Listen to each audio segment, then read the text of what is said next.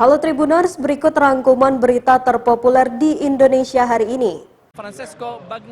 Berita pertama, Presiden Joko Widodo menyambut 20 pembalap MotoGP di Istana Kepresidenan Jakarta pada Rabu 16 Maret 2022. Presiden menyambut kedatangan pembalap yang datang dari pintu utama Jalan Medan Merdeka Utara. Presiden yang didampingi Ketua MPR Bambang Susatyo dan Menteri BUMN Erick Thohir menyambut pembalap di veranda Istana Merdeka Jakarta. Saat tiba di istana, Managing Director Dorna Carlos Espeleta mengenalkan pembalap MotoGP satu persatu kepada Presiden. Para pembalap yang menggunakan racing suit tersebut kemudian berfoto satu persatu bersama Presiden. Setelah berbincang singkat dan menikmati hidangan yang disajikan, para pembalap juga berfoto bersama Presiden depan Istana Merdeka serta di depan motor Kawasaki milik Presiden Jokowi. Presiden kemudian melepas konvoi para rider dari depan istana ke Bundaran HI.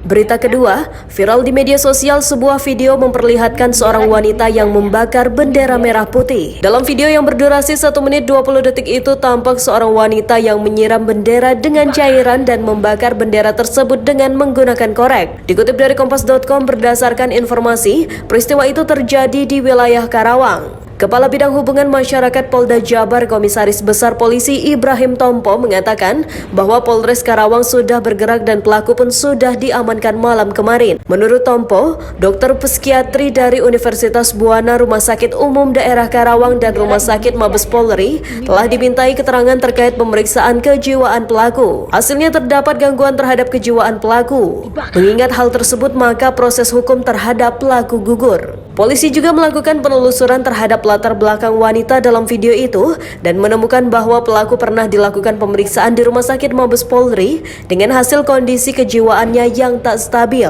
Berdasarkan penelusuran kepolisian, penghinaan terhadap bendera merah putih juga pernah dilakukan pelaku beberapa waktu lalu. Sebagai tindak lanjut yang didasari aspek kemanusiaan, polisi berencana mengirim pelaku ke rumah sakit jiwa yang berlokasi di wilayah Bogor. Berita ketiga, rekaman video diduga mobil ambulans RSUD Sambas dikejar oleh minibus di wilayah Kota Singkawang beredar di media sosial. Ambulans tersebut diduga akan mengantarkan pasien rujukan dari RSUD Sambas menuju ke RSUD Dr. Sudarso Pontianak. Direktur RSUD Sambas Ganjar Eko Prabowo saat dikonfirmasi Tribun Pontianak membenarkan kejadian tersebut. Ia mengatakan pihaknya terkejut saat melihat video itu beredar di media sosial. Ganjar Eko Prabowo mengatakan bahwa Harso juga mengamini rekaman kejadian tersebut beredar di media sosial. Dikatakan Ganjar, usai melihat informasi itu dirinya menghubungi Harso menggunakan telepon seluler. Ia berujar menurut keterangan sopir pasien tersebut sedang kritis dan akan dirujuk ke Pontianak. Ia mengatakan setelah disalib minibus dengan warna putih tampak seperti ingin mengejar ambulans.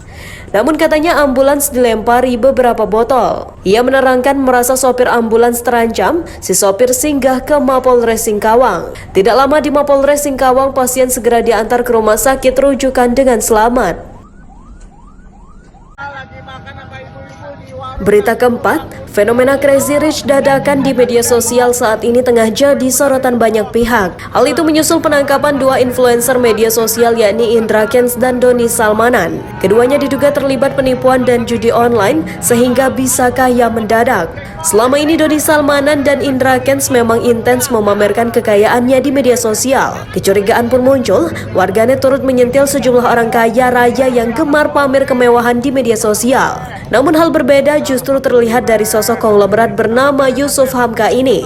Bagaimana tidak, asetnya ditengarai capai triliunan rupiah, Yusuf Hamka justru berbeda sikap dengan para Crazy Rich dadakan. Ia jarang pamer kemewahan di media sosialnya, meskipun memiliki rumah bak istana dan deretan mobil berharga miliaran rupiah. Yusuf Hamka justru memilih membagikan aktivitasnya ketika menyapa masyarakat atau sekedar makan di warteg atau warung pecel lele. Suksesan Yusuf Hamka itu tak diraihnya secara instan lantaran sebelumnya ia lama bergelut di bidang konstruksi. Yusuf Hamka adalah pengusaha yang lahir di Samarinda pada Desember 1957. Pengusaha keturunan keluarga Tionghoa ini merupakan anak angkat Buya Hamka. Saat ini Yusuf Hamka menjadi bos di sejumlah perusahaan internasional dan bisa dibayar membayangkan betapa fantastis aset yang ia punya.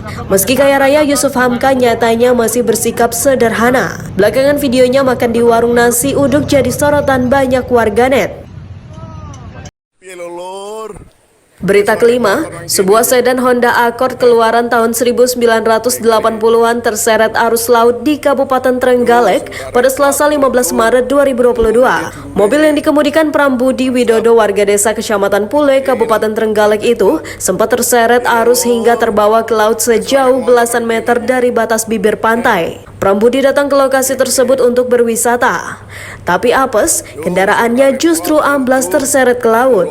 Kapolsek Watulimo AKP Suyono menjelaskan, lokasi mobil terseret arus itu berada di Pantai Cengkrong, Kecamatan Watulimo. Pengemudi membawa mobil tersebut menyusuri pinggir pantai di hamparan pasir. Saat itu mobil hendak berpindah dari Pantai Cengkrong ke kawasan Pancer. Akibatnya, ban mobil tenggelam sebagian dan tak bisa bergerak.